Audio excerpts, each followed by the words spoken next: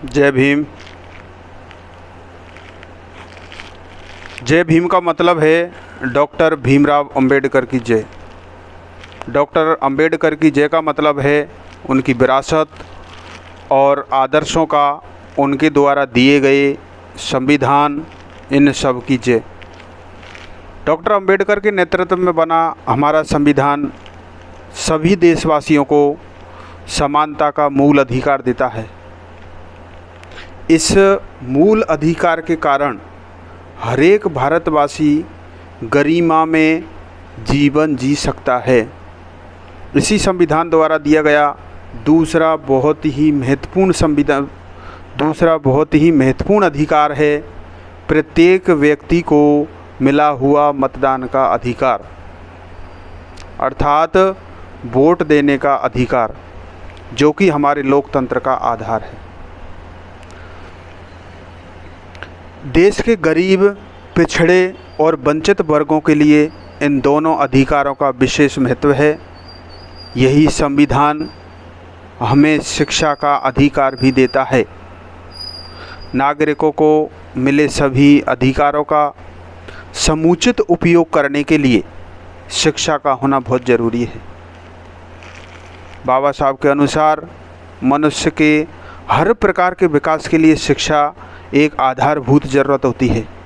इसलिए उन्होंने इन वर्गों को जो नारा दिया था उसमें कहा गया कि शिक्षित बनो, संगठित रहो और संघर्ष करो।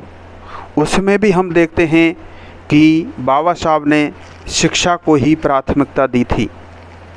बाबा साहब के मुताबिक शिक्षा का अर्थ केवल किताबी ज्ञान नहीं है। उनका कहना था कि शिक्षा मनुष्य की प्रगति की कसौटी है। शिक्षा मनुष्य की प्रगति की कसौटी है। मित्रों, बाबा साहब के जीवन के बारे में जानकर सभी को, खासकर युवाओं को, बहुत प्रेरणा मिलती है।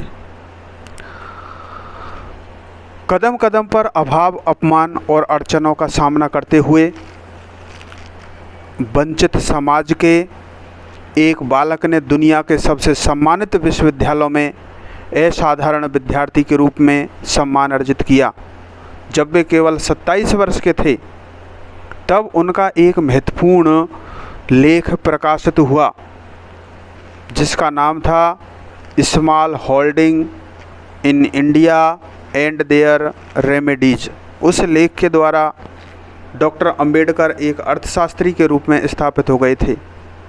बाबा साहब के जीवन का एक और महत्वपूर्ण पहलू ये है कि उन्होंने अपने सार्व जीवन में सदैव अहिंसा और करुणा का मार्ग ही चुना।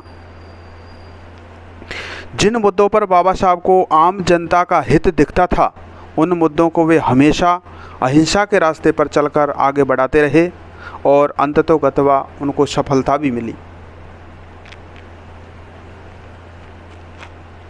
देश की महिलाओं को संपत्ति में बराबरी का दर्जा दिलाने के लिए उन्होंने केंद्रीय मंत्रिमंडल तक से भी इस्तीफा दे दिया था। उन्होंने समाज के कमज़ोर वर्गों, अनुसूचित जाति, अनुसूचित जनजाति और पिछड़ों के कल्याण की बात की, लेकिन इन सब के लिए उनका रास्ता हमेशा अहिंसात्मक ही रहा। संवाद के द्वारा, चर्चा के द्वारा लोगों के सामने अपनी बात रखकर वे सहमति बनाते थे, क्योंकि बाबा साहब का मानना था कि यह देश अपना है, यहाँ के सब लोग अपने हैं और समाज के कमज़ोर वर्गों को न्याय दिलाने हेतु जो भी करना है वह सब सदैव अहिंसात्मक तरीके से ही व्यापक हित में हासिल किया जा सकता है, ताकि समाज में हमेशा सौहार्द का वातावरण बना रहे। संविधान सभा में दिए गए अपने अंतिम भाषण में बाबा साहब ने कहा था कि अब हमारे पास विरोध व्यक्त करने के संवैधानिक तरीके मौजूद हैं, इसलिए हमें अराजकता से बचना चाहिए। वह समस्या, देश की हर समस्या के बारे में, चाहे वह समस्या समाज के किसी भी वर्ग से संबंधित हों, उन सभी विचारों में वे सदैव महात्मा गौतम बुद्ध के उपदेशों का, विशेष रूप से अहिंसा एवं करुणा का अक्षरशः पालन करते रहे। बाबा साहब बहुआयामी व्यक्तित्व के धनी थे।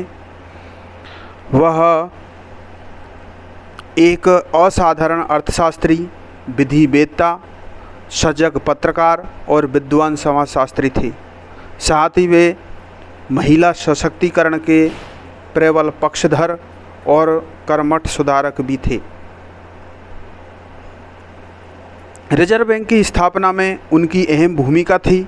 इन बातों का जिनका मैं उल्लेख कर रहा हूँ, ये इतिहास की बातें हैं।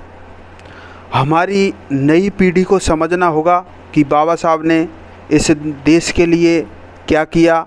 आज का जो आधुनिक भारत है, आधुनिकता में जितने हम आगे बढ़ गए हैं, उसकी नींव अगर किसी महापुरुष ने डाली थी तो वो थे डॉक्टर भीमराव अंबेडकर।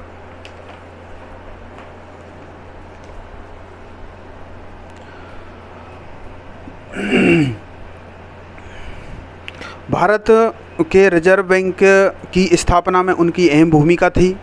सिंचाई और बिजली के उत्पादन की दामोदर वैली और हीराकुंड जैसी बड़ी परियोजनाओं के निर्माण के मूल में भी उनके ही विचार थे। हमारे देश की बिजली के विकास में उनका मौलिक योगदान रहा है। हमारे घरों की रोशनी और खेतों की हरियाली, बहुत कुछ उनकी नीतियों और विचारों की वजह से ही है। मजदूरों के रोज़ काम करने की अवधि को 12 घंटे से घटा करके और 8 घंटे करने में बाबा साहब की प्रमुख भूमिका थी। हम सब जानते हैं कि हमारा संविधान बाबा साहब के नेतृत्व में लिखा गया। आधुनिक भारत का एक पवित्र ग्रंथ है। इस संविधान में ही हमारे लोकतंत्र को ये ताकत दी कि पिछड़े और वंचित वर्गों के लोग देश के सर्वोच्च पदों तक पहुंच सकते हैं। यह भारतीय समाज को सुधारने के उनके प्रयासों का ही परिणाम है कि आज उन वर्गों के लोग आधुनिक भारत के निर्माण में महत्वपूर्ण योगदान दे रहे हैं। बाबा साहब को हम सभी एक महामानव के रूप में सम्मान देते हैं। राष्ट्रपुरुष बाबा साहब कहा करते थे कि वे पहले भारतीय हैं, बाद में भी भारतीय हैं और अंत में भी भारतीय है। ये इस परिप्रेक्ष्य में कहा जाता था क्योंकि जब लोग कहते थे कि मैं पहले भारतीय हूँ, फिर अगड़ा हूँ और फिर पिछड़ा हूँ,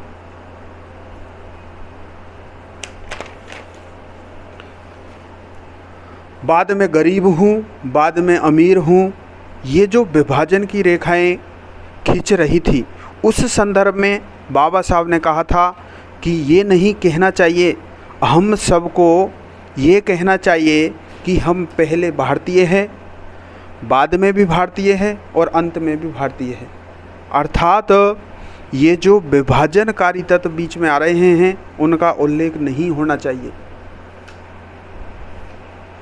आज इसी गर्व के साथ उनके समरसता के भाव को जीवन में ढालने की ज़रूरत है।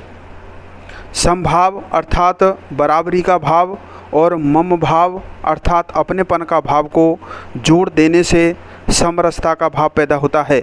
आज ज़रूरत है समर की नहीं, समरसता की ज़रूरत है। अहिंसा और शक्ति की ज़रूरत है। मैं सभी देशवासियों, विशेषकर युवाओं से ये अपील करना चाहता हूँ कि बाबा साहब के बताए हुए शांति, अहिंसा और बंधुता के रास्ते पर चलें। आइए हम सब पूरे सौहार्द के साथ एकजुट होकर के बाबा साहब के सपनों का भारत बनाने के लिए आगे बढ़ने का संकल्प लें। जय भीम, जय भारत, जय संविधान। धन्यवाद।